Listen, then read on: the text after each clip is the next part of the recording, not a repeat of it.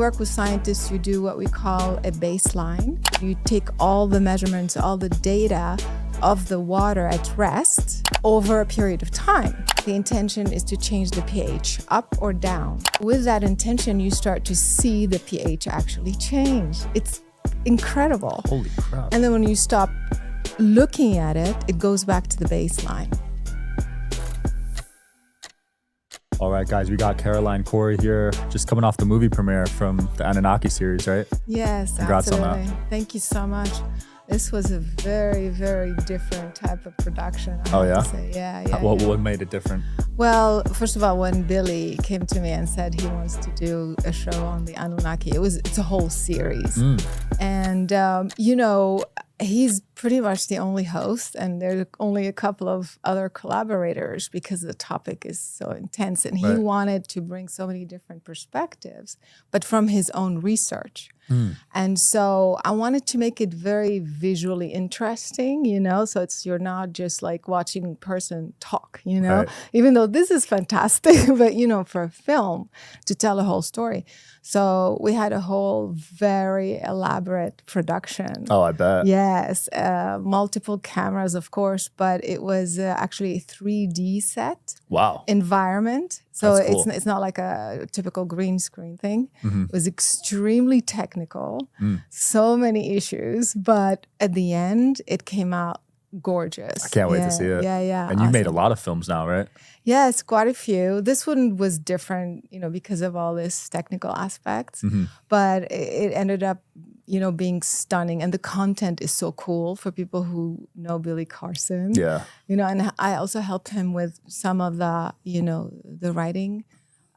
So it's just very, very powerful. I encourage everyone to see it. Yeah. And I can't wait. What was your first film that took off?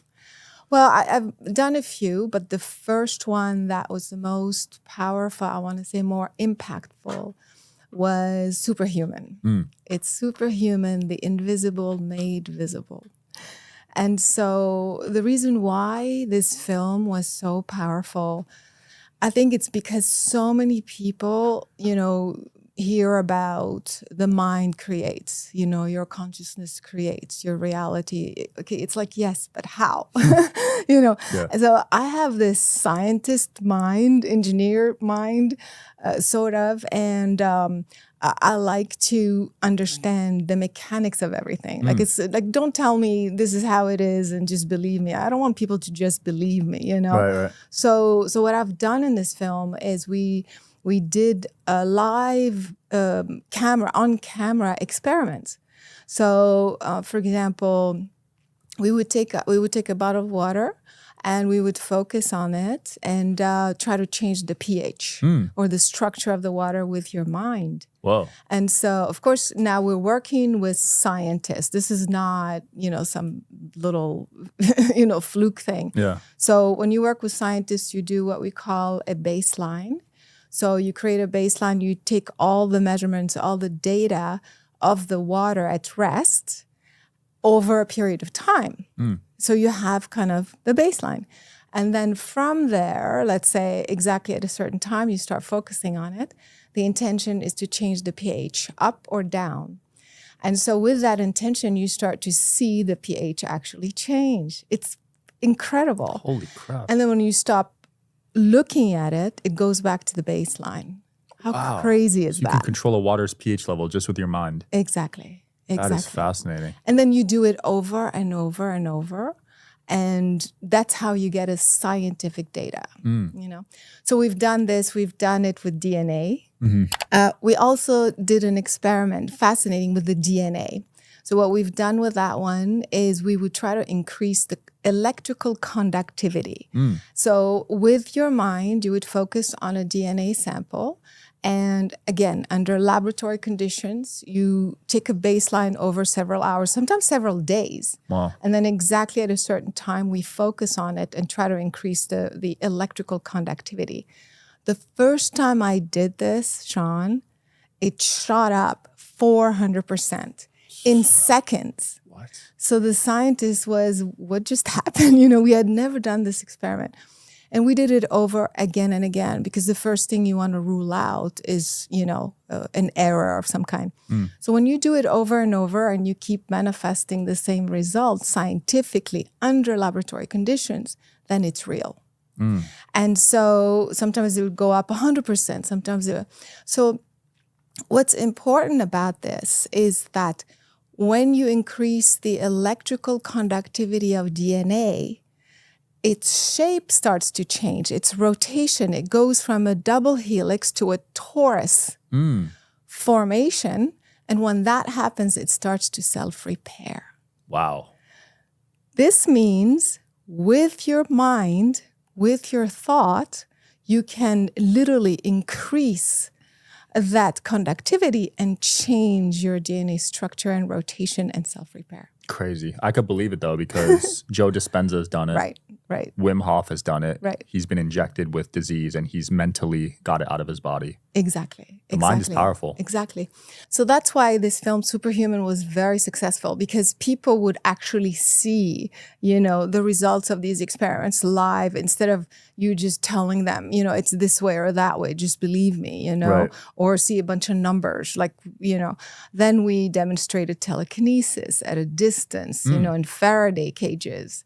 And at the end, of course, of the movie, that was the most mind-blowing thing is we had people blindfolded being able to read. What? Yes. And so children, adults, trained completely blindfolded, again, scientifically measuring the amount of light inside the mask to show that there's zero light. So technically, you're not supposed to see without light. Right. And yet they're able to read, they're able to play ping pong, ride a bike, see behind their back. I mean, insane stuff. Is that because of frequencies, being able to feel it? It's several techniques being used. Different groups use different techniques, but they all get to the same result. That is crazy. Basically, you're asking your brain to control your vision. So your brain can see. Well, actually, you don't see with your eyes. You see with your brain. Really? Yes, it's your brain. I mean, the eyes are just the receptor. It's like the optical lens. Got it.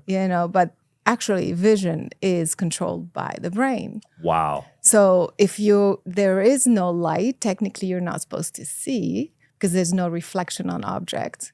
And yet, with that training, you can see completely blindfolded in the dark. Crazy. Yes. So if we turn off the lights right now, you'll be able to see us? Yes. Well, Wow. I know you're sitting here. Yeah, I need to develop that. That's a good skill to have at night. That's an incredible skill, especially for children, because, for example, people will say, even I said, okay, so we have eyes, we can see, why do we need to put ourselves through this training and pretend we don't see, etc.? But what happens is you realize that you are mastering something. You are literally training your brain to do something it's not supposed to do. So when kids do that, they get a sense of, they have self-confidence. Kids who have ADHD or some sort of autism, they start to heal because they tap into their inner powers. Wow. In this way. Yeah. Yeah, autism's on the rise right now in kids. Exactly. A lot of kids, I don't know the exact percentage, but it's really high these days. Yeah, exactly. So it's more of a training. And of course, in some schools, they've been able to help the blind. The blind see, which is incredible. It's exciting. Yeah. Because before it was thought that you could not fix that. Exactly. If you were blind, you were always blind. Same with deaf. Exactly. Have you done anything with your hearing? Actually, believe it or not, doesn't make any sense. But with this blindfold training, you can actually repair your deafness. I have no idea how it works. What? Yes. I didn't know the two were related. Exactly. Well, Crazy. everything is related. Yeah. Yeah, but who knows? Maybe because the brain tries to compensate, you can't see, therefore maybe the message goes through the ears or something like that. That's interesting. Right now I'm trying to fix my vision naturally without surgery. Have you seen anything with that? Yes. What kind of, is it just Long vision, negative 4.0 in each eyes. right. So yes, exactly. This training also improves, that sort of. Wow. Yes. It's a little harder for adults because we're so programmed. Kids, I'm blown away because I taught this course online. It's on my website. And like you have these so you have these kids and you literally show them a card and you say, what color is this card? And they'll just tell you. And but when you do it with adults, it's like the first class, they can just tell you that. But when you do it with an adult and they're completely blindfolded, right? They'll be like, wait, how am I supposed to see? I don't see. You go to your head and it takes forever. And so it's a little longer for kids, for adults. Do you think it's because we've been programmed to think a certain way? Yeah, 100%. I mean, adults are like very complex. We have so many belief systems, as you know, that have piled up, year after year. And so by the time you're in your 30s, not even 20s, you are so programmed, it's almost impossible to deprogram, unless you go through this sort of training. Wow, it's good to know. Right now I'm going through deprogramming. There's a lot of unprogramming I have to do. Tell me about it. What kind of things? I went to school, was taught to get a corporate job, go to college, learn education in a certain way. Entrepreneurship was kind of shunned upon when I was growing up. Just a lot, and just like family stuff too. So do you have a technique to do that? Right now it's just environment and listening to the right people. But no, I need to develop like a technique for sure. So there have been, do you know Bruce Lipton? Heard of him. Yeah. Incredible. Works with, talked a lot about programming the DNA. And basically, if you can program it, you can deprogram it. Okay. Because all the information is in your cells. And so you didn't come in thinking you're a failure or you're not good enough. Or you came in thriving and, asking for love and joy. And so all of this information are thoughts that you've had as a child and feelings that when you have these thoughts, they turn into belief systems. For example, as a child, let's say your father leaves the home or something and you're raised by a single mother, for example. So as a child, you look at the environment and think, oh, I am unloved or I'm abandoned. If I was loved, my father wouldn't leave the home. That's a belief system that you didn't have coming in, right? Right. So these thoughts are frequencies. And where do you think they go? Once a frequency or an energy is created, Einstein said, you cannot uncreate it. It cannot be destroyed, but it can be transmuted. So you've created a form of energy, which is your thought. You cannot uncreate it, but you can change it into a different form. And so that's the reason why once you have your thoughts, you better think about your thoughts because once you put them out there, they stay there. Whoa. And your cells retain that memory. Wow. That's why by the time you are 20, you have, how come all of a sudden I'm so insecure? And how come, I feel abandoned when my girlfriend, and all these issues. They didn't come out of nowhere overnight. They came because you've been having these thoughts all along. Makes sense. And there's a lot of issues right now with dating, with friendships. People just have so much trauma and baggage and preconceived notions. Exactly. So this has been scientifically validated that this information is retained by the cellular memory. And because the thoughts are literally words, this means that if you can put in the proper words, you can just basically change this programming. So you can try it. So let's say, because you can't deprogram like your whole life, right? So as you go along, like let's say, for example, the first experience you're telling me about your work, and let's say you come across, the dogma, like, what are you doing? You should be a doctor or whatever, whatever. And so when a situation like this comes up and you want to deprogram yourself, you pay attention to the feelings that come up. Is it shame? Is it guilt? Is it resentment? Is it anger? Whatever those feelings are, these are the feelings of the thoughts you've had your whole life. Right. Does that make sense? Yeah. And you just change them. You say, I ask and intend to release, to delete, to extract the frequency of these words, and you breathe them out, and then you put in the new word. I am exactly where I need to be. This is my calling. Right. I feel joy. I feel love. I feel whatever, those feelings are as you're doing your current work. And with the breathing, I'm telling you, you're going to feel it. You're going to feel it. That's great to know because I feel a lot of guilt right now when I work too much. Yeah. So release it. Yeah. Release it and then keep working. Yeah. I love it. You also did a film about UFO investigations? Yes. That same thing. I like everything that's a little bit on the fringe or paranormal, And the UFO subject was huge at one point, as you know, with all the congressional hearings coming up and all the, all these things being released by the government and the Pentagon. And so, of course, I wanted to make it, plus I had my own experiences. So, and because I like to bring data, I like to bring science, to the paranormal. I'm trying to make the paranormal normal. That's through science. Through science and through my films. And so I said, how am I going to do this? So I had these scientists and experts, and we went on a live expedition for 5 days and 5 nights. Wow. Yes. Looking for UFOs? Looking for UFOs. We had hundreds of thousands of dollars worth of equipment. I mean, from, FLIR cameras to regular cameras to night vision to, magnetometers, spectrum analyzers, like the whole range of physics.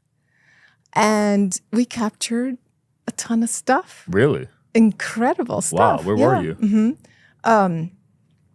So because part of the crew was the original crew that started this whole 2017, if you recall, the Tic Tac videos. Do you remember those? Yeah. Yeah. So I had those guys, the Marines who were on the Princeton. Got it. At the time, who are in the film. And so the Princeton was in the Catalina channels off of the coast of California. So I thought, well, since we have those guys in the film, why don't we go back exactly to that location? Smart. And see if we can find, something similar. And we did. How crazy is that? That is nuts. The first sighting was in 2004, and we did that in 2021. And we found those Tic Tacs and more. And we also found something to this day, there's not one scientist that can figure it out. Really? We think it's a wormhole. What? Yes. So you saw something go in it? No, come out of it. Oh, come out of it. And not just one, multiple things. Whoa. Some sort of cloud, we don't know what to call it. Yeah. That opens and closes, and multiple objects coming out of it. Crazy. Yes. So they theorize that there's some of those in the Bermuda Triangle as well. I'm sure.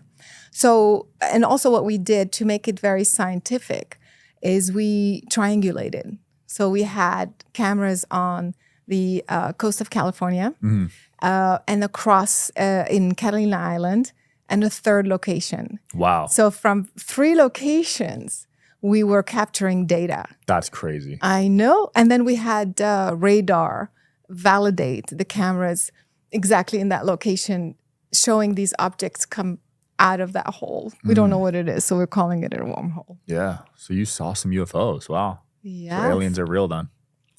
Well, again, we don't know if it's aliens. Oh, it could be humans, you're saying? Yeah, why not? From the future, maybe? That's possible. Yeah, because time is relative. Exactly. Wow. Or maybe it's our technology.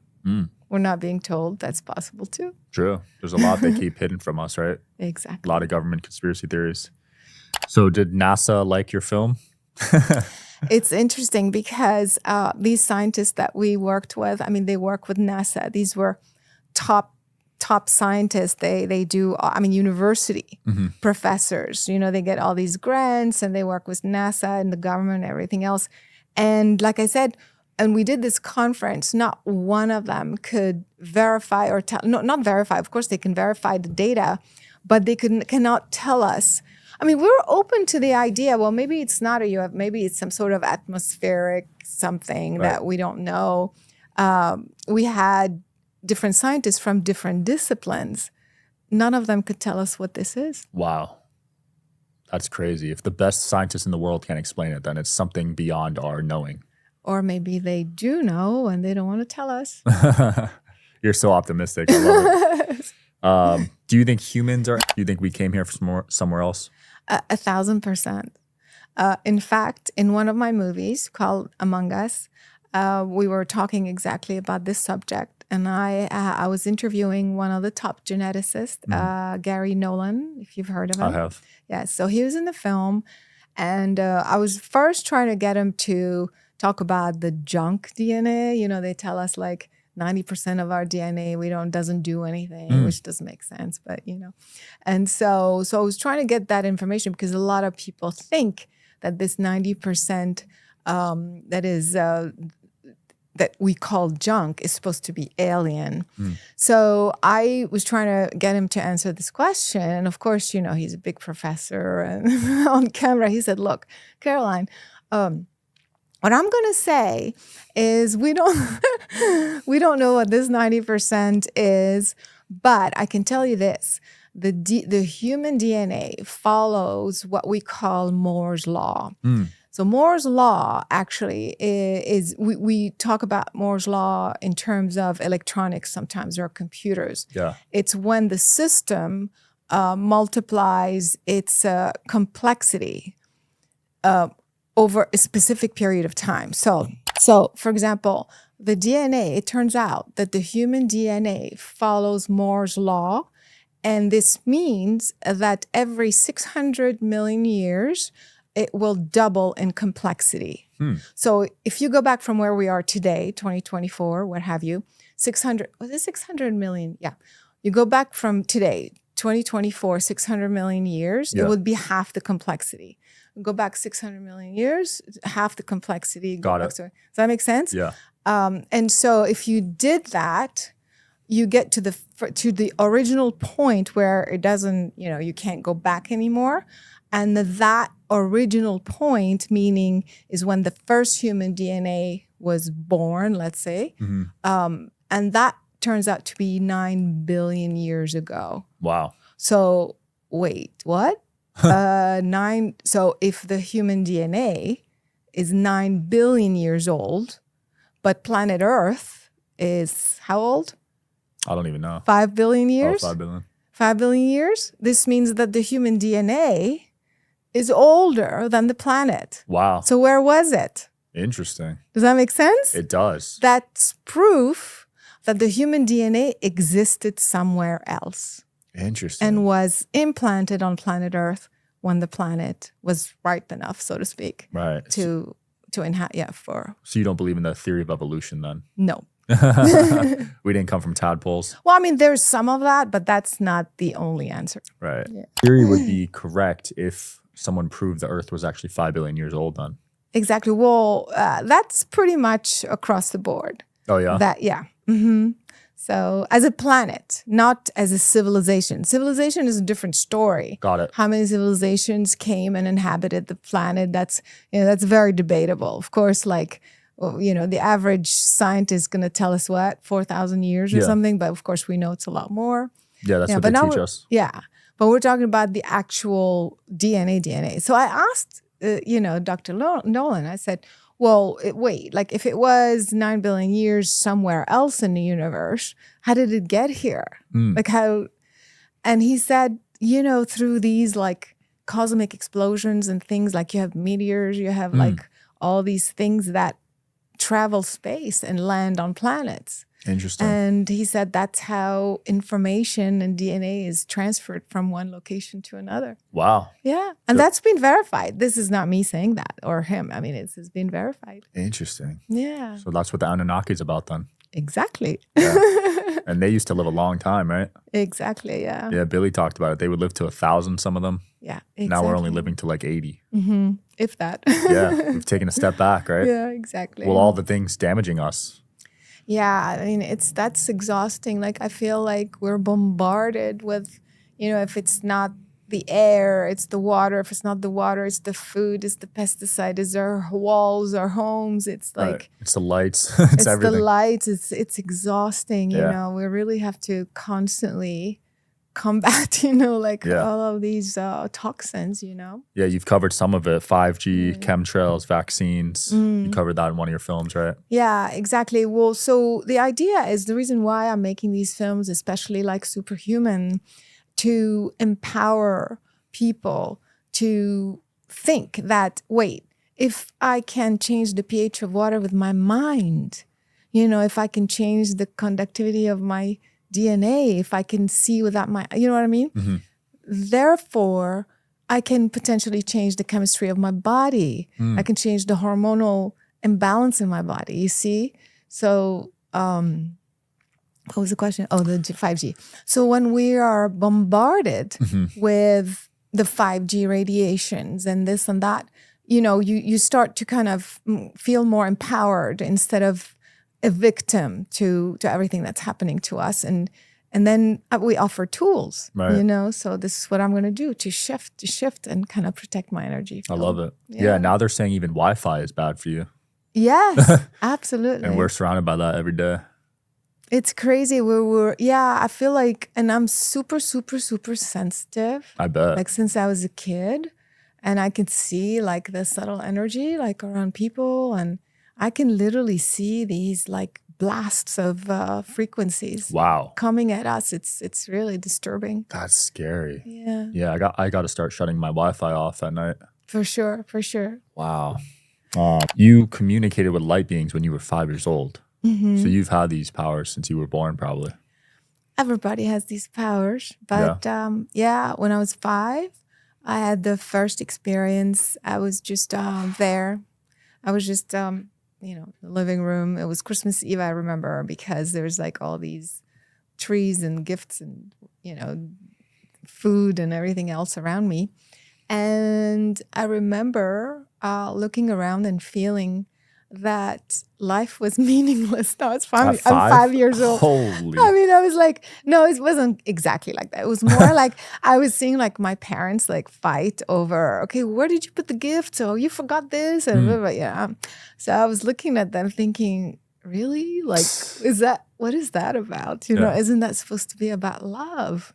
And where is love? And I would start thinking, these humans, they don't know how to love each other. I remember having that thought. Exactly at that time, I see this light filled up the room, and there's all these beings, and we started communicating like telepathically. Wow.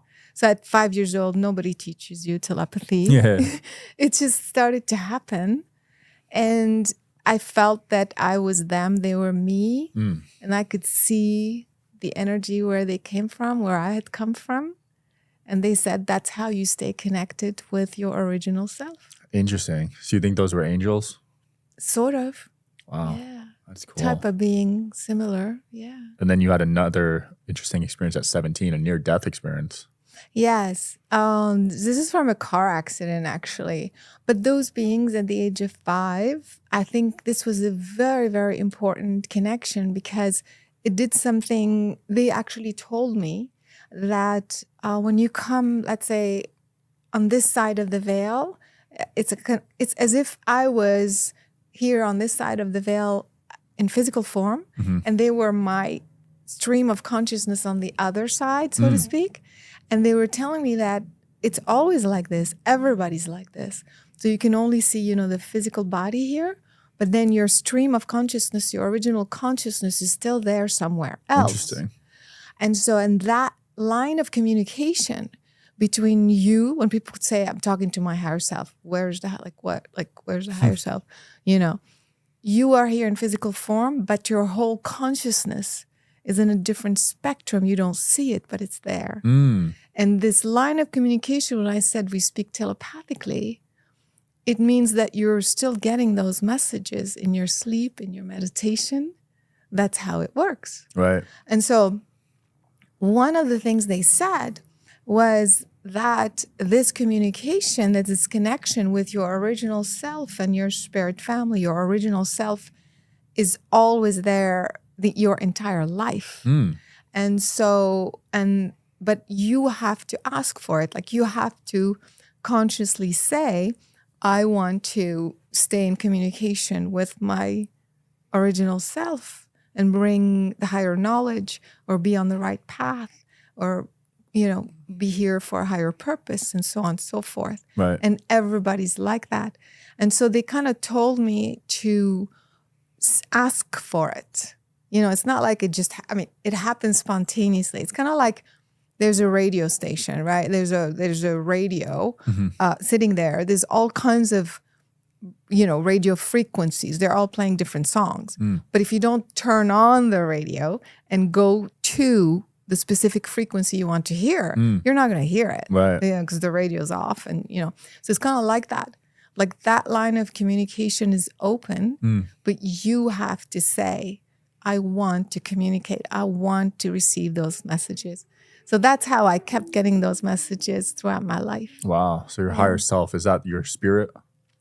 Yes. It's a little bit more complex than that, but in a simple way, you have your higher self, kind of the bridge between this physical aspect of your being, the human aspect, and your original. Your original essence is a huge consciousness. Right.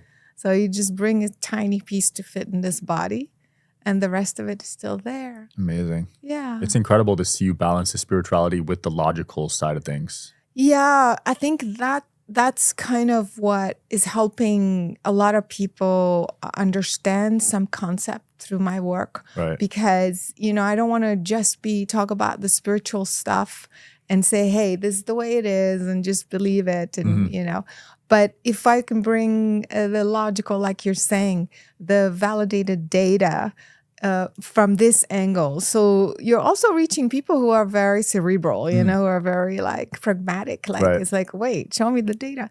So that way you merge both science and spirituality. And I think it can help a lot of people. Yeah. It's very rare to see that in someone, to have both balanced. Usually it's one extreme or the other. So. Exactly. But you asked me about my near death. Oh, Sorry, yeah, I just went back to that. Sorry. Yeah. So at 17, car accident. What happened? Yeah, it was a very, very serious one. Were you driving? No, I was in a passenger. Got it. So I hit my face on the dashboard and I slid under the chair. Oh my so gosh. My back completely was.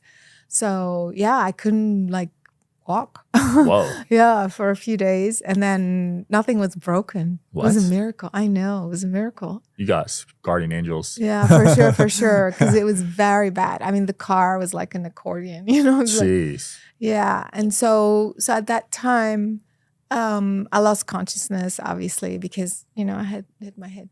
And then, I left my body and I could see everything that was happening until I got to the hospital. And then, so my nose was broken and these bones were broken and, and so, and I just remember everything that happened. And I remember also having, I was seeing my body, but I was also communicating with, like I was saying earlier, my original self. It was like, oh, this is where I came from. That's not me down there.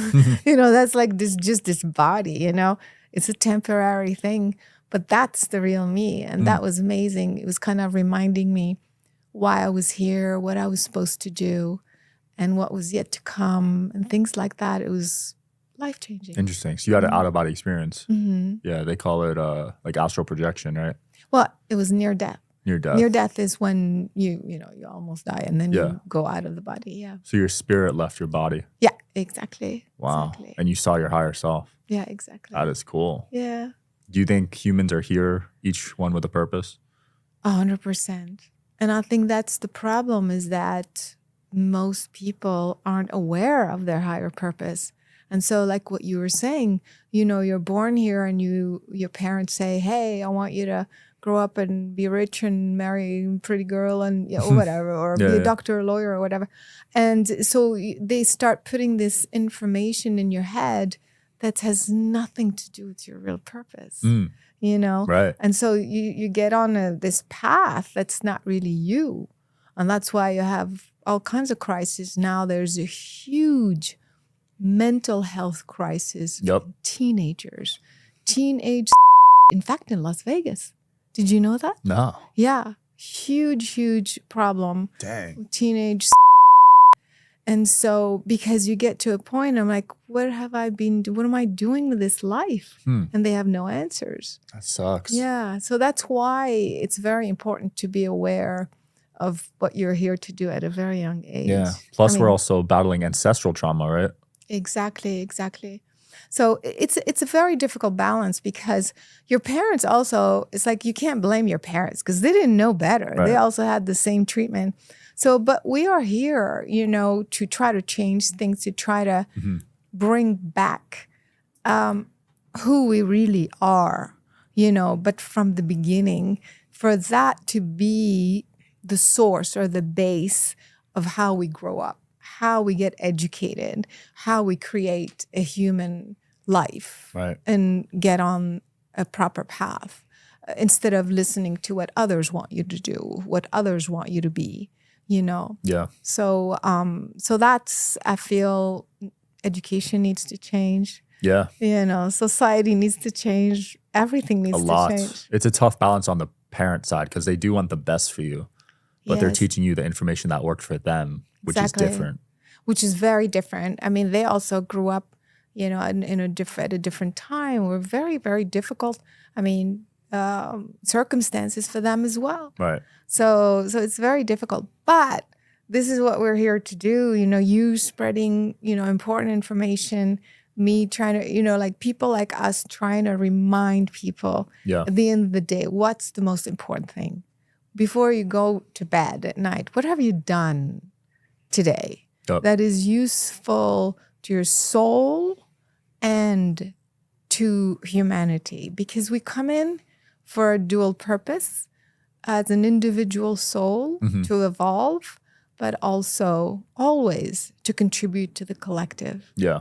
And as you evolve, then you evolve society, because then you create cool stuff, intelligent stuff. Right. Things that are healthy, things that are, you know, moving, you know, the evolution of humanity. Yeah. You know? That's why I feel so aligned with the podcast, because before I just never felt this fulfilled, honestly, with any other job I had. And I'm sure you feel that way with making films. Exactly. And I think it's very, very simple. People would say, for example, people ask me, well, I have kids and I have to pay bills and, you know, so I have to take this job Monday through Friday and then I'll meditate on the weekend. And it doesn't work this way, because it's like Monday through Friday, what's happening to your soul, you know? So it's very difficult, but then how do you transition, you know? So, and it's okay. I think that the first step is for you to at least decide that that's what you want to do. Right. You want to find a way to step on your higher path, whatever it may be, to allow yourself to thrive doing what you love to do. Because when you have this strong passion for something, it's got to be aligned. Right. You know what I mean? Because it's from your heart. It's like, it's not what your parents want you to do or your girlfriend sing or blah, blah, blah. You know, it's like coming from, you know, deep within. And so that's the first step. Set that intention. And when you do that, you have those feelings, then the universe starts to bring it to you. And all of a sudden, you get another job offer, or you get this, or you get fired, and you go, oh, I can't. But then it's giving you the space and the opportunity to bring about this new thing that's really you. Right. I love that. How important is meditation to you? Oh my God. Meditation is extremely important, because the human mind is untrained. We have so much mind chatter. We have so much going on. We don't know that the subconscious mind is also putting information out. For example, I want to create a relationship, or I want to create abundance, or I want this and that. You're saying these things, and your subconscious mind at the same time is saying, yeah, but how am I going to do that? And I'm a failure, and my father didn't have money. You know what I mean? So you're putting out information you're not even aware of. Right. That's why we call it the subconscious or the unconscious. And so you're sending out this information, the frequency of, yes, I want to attract abundance. I want to attract this. And at the same time, yes, but I can't. And nothing happens. And plus, you're thinking, what am I going to have for lunch? Or, I should have to remember to call my mother. Constant talking. Yeah. We're a mess. Always thinking. Our brains are a mess. Our consciousness is a mess. So that's why meditation allows you to just quiet the mind, release the subconscious mind, whatever it's saying that is in conflict with what you want to do, what you want to create. And this mind chatter, all that stuff quiets down. You have to quiet down in order to create properly. Right. It's a frequency. Because the mind chatter, the worry, what am I going to do? I forgot this. It's a frequency. Yeah. And so you can't create from the frequency of chaos and confusion. So that's why meditation is so important. What technique do you use? Do you have a playlist for it? Actually, I'm so glad you asked, because I started meditating very young, and that was my question. Well, which one? Which meditation? So I tried all kinds of meditations, and because I'm extremely sensitive, I would, for example, people would say, when I meditate, I feel one with, God or something. And I'd be like, how do they know? Where do they go? So I put myself through a very rigorous training. Every day I would sit for hours. Whoa. And I would be like, I would start breathing and quieting.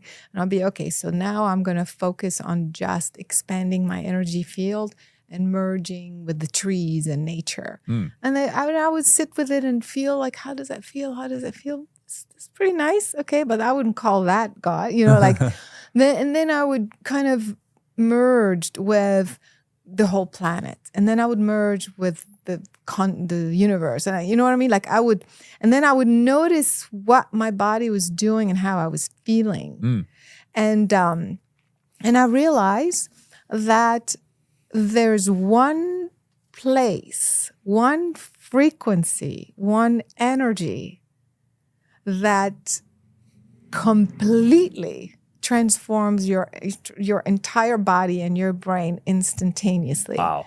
And of course, I call it source, but it's a specific frequency. It's actually, if you focus at the center of the universe, there is no such thing as center of the universe, but when you say these words, your higher consciousness knows what you're wanting, where you're going, so to speak. So at the center of the universe is like the hub of all of existence. It's kind of the place from where everything emerges. Right. And so why would you want to focus on the trees and nature? That's just one piece of that. It's like go to the main guy, so to speak, And so that's the reason why when I felt that frequency, I merged with it, I became it. That was it. Really? Every cell in my body, Sean, was gone. Wow. I was dissolved into, awesome. And it was the most exquisite experience ever. So I realized that that's your original being. Your original being is this pure, pure, pure, pure essence of light. That's what it is. And so I created this specific meditation called Connecting to Source. It's free on my website, actually, because trying and discerning all of the other techniques, I'm like, that's the one. Oh, I can't wait to meditate. I tried so many different meditations and none of them worked. try this one. But I will try that one. Yeah. I'll text you tomorrow. Let you know how long is it?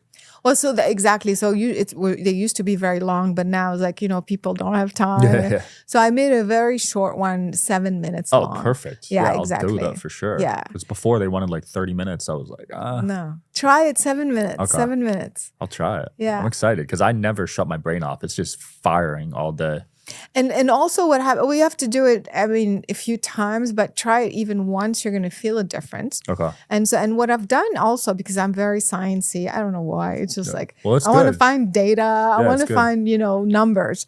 And so we did my meditation with taking brain scans and using voice analysis. So I basically spoke the meditation through, a system that measured the frequency of my voice as I was doing the meditation.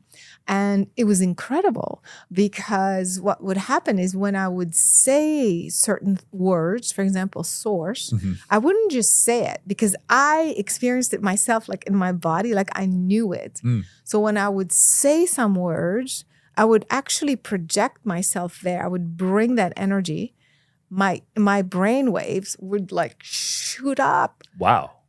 The waking delta or the alpha, depending on the different words. Exactly when I would say these words. Crazy. What this means is that my brain was literally responding to the frequency of that word. Whoa. And waking delta, you can look it up, is pretty much, or the alpha when it shoots up like that. That's like literally the most enlightened or whatever and it was literally off the chart, like it was beyond the chart, the spectrum. So we were like, what is crazy. Fascinating. So then my friend, she was doing a different meditation. She does Tai Chi or something. And so we measured her doing her meditation. It was doing something very nice, but just different. And then she listened to the recording of my meditation, and her brain started to do what my brain did. What? Yes. So your brains were linked. Exactly. And that happens with women with their periods, right? It's nothing to do with that. Oh, okay. Nothing. No. Nice try, but no. No. Nothing to do. This means the frequency of the words were contained within this recording, within the voice. And when you listen to this recording, you're going to have that frequency in your brain. Interesting. That's what it means. You got to be careful with what music you listen to then. Exactly. Absolutely. Yeah, and words, what words you listen to. Right. So there's probably low frequency words you should try to avoid. Exactly. But it's not just the words, it's the energy behind the words. That's what I'm saying. Got it. So everybody can say source, but I'm saying source, bringing that energy through, because like I said, I experienced it. I know it, discerned it this versus that. Does that make sense? Yeah. And so I'm bringing that information through as I'm saying it. It's kind of like you say, I love you. You can say, I love you. It's one energy. It's the same words. I can say, love you. Right. But dismissive. Yeah. Or I love you. Right. You know what I mean? Like the energy is so different. So the energy behind the word is what's important. Yeah. And you're an empath, so you can really feel the energy, exactly. Right? But most people can. Like when you say, "Hey, how you doing?" It's like, "I'm good. But you can tell. Yeah, like you can tell they're lying. You know what I mean? Yeah. So it's kind of like that. Yeah, I wish people were more honest with that question. Yeah. Because everyone just says they're good, but what percentage of you are actually good? Exactly. Exactly. And that's what I mean. Like, even though words mean something, but the energy behind the word is what's important. Absolutely. Yeah. Any films you're working on right now? I am. Ooh. Superhuman 2. Okay. Nice. Yeah. I'm also working on a film on child trafficking. Whoa. Which is a whole different subject. But I came across the individuals who actually go undercover and rescue children. In the beginning, I was like, oh my God, I'm not going there. Yeah. This is too bad. It's too horrible. But it's crazy. I know a few of those guys. Yeah. Crazy stories. What's happening. And I saw with my own eyes the videotapes and the recordings of them talking about buying and selling children and stuff. Wow. I saw the pictures. Like, I mean, when they were undercover, it's horrible. Disgusting. Yeah. And I saw the little girls, I mean, coming out of the little cages. I mean, it's really bad. And so I decided I have to do something with this. It's especially now, I don't know what's going on. All these pedophilia rings. They're starting to get exposed in Hollywood, actually. Saw Exactly. one guy get exposed like a week ago. Oh, another guy? Yeah. He did. Vitali exposed him. Do you know Vitali? No, I don't think. Yeah, producer for some major movies. Oh. Yeah. I think it's going to continue, starting with Epstein to P. Diddy and all these people. I wonder what happens psychologically for these rich men to want to prey on little people. There must be something that triggers it. Yeah, it's. I mean, these are themselves, they're very damaged people because for you to harm another human, that's already pretty disturbing. But a little child, right? That's, yeah, it's like, I don't know how to explain it, but they get all this money, all this fame, and then they're kind of looking for that next thing, that next thrill. It's weird. Yeah. I mean, there's something seriously wrong with the whole belief system from the beginning. I mean, they must have some trauma themselves because you can't go there. You can't see a little child, an innocent person and do something like that. Yeah. Unless you are very, very damaged at a young age. Yeah. So it's interesting, the timing. If you've seen the movie Sound of Freedom. Yeah. Yeah. It made like $200 million or something in the first week. Or killed something it. Insane. Yeah. So there's something that's happening globally. Maybe it's time. Yeah. That started out something. Florida just announced they're going to kill child pedophilia. Yeah, a couple other countries as well. Yeah, exactly. And this other judge ruled one guy who, I don't know who was. Did you hear that one? That Which story? One? I don't know, some judge in, I think, Louisiana or somewhere, and there was a guy convicted of pedophilia, and he said, "We're gonna chop his ding dong." Oh yeah! Shout out to Louisiana, man. You can't do that in California. I know, right? They'll let them out of jail in California. Yeah, exactly. But anyway, so that's a very important topic I'm working on. I'm working with Billy as well. Nice. On the Anunnaki. Great We're partner. doing that series. I'm going to Egypt with him this year. Amazing. You should. He's incredible. So there's that topic as well. And a very, very, all my topics are important. Very important topic, mental health. Oh, yeah. So I'm doing a couple of things for mental health, trying to help not just teenagers, but just coping with mental health issues. So one is a series and one is a documentary. Very, very important topics, I think. They need to change the narrative on how to fix it instead of prescription. Absolutely. It's exactly the point. Yeah, they gave me Xanax in college. No. First day I met the doctor, he was like, "Here you go," like candy. Oh, no. Yeah, terrible. You're not on it anymore? No, thank God. No. Oh, thank Lost God. 2 months of my life, though. I don't remember anything. Oh, I'm so glad you're not on it. Yeah, but that's what they're giving college people and high schoolers. I know. Xanax. I know. That's the reason why I want to talk about this.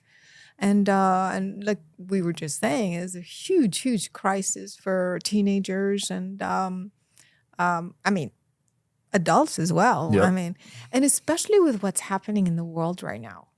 The wars and the financial crisis. There's so much going on right now. Yeah. We really, really need to be addressing these problems. So we're, the way I do it is through my films, but I'll be doing, podcasts and whatever I can do to try to spread the word. I love it. Where can people find out more about you and your films? Well, for my films, it's omniummedia.com, omniummedia.com. And my work on meditation, consciousness, all of that is carolinecory.com. Perfect. We'll link it below. Thanks so much for coming on, Caroline. Oh, this was awesome. Thanks so much for having me. Absolutely. Thanks for watching, guys. Check her out. See you guys tomorrow.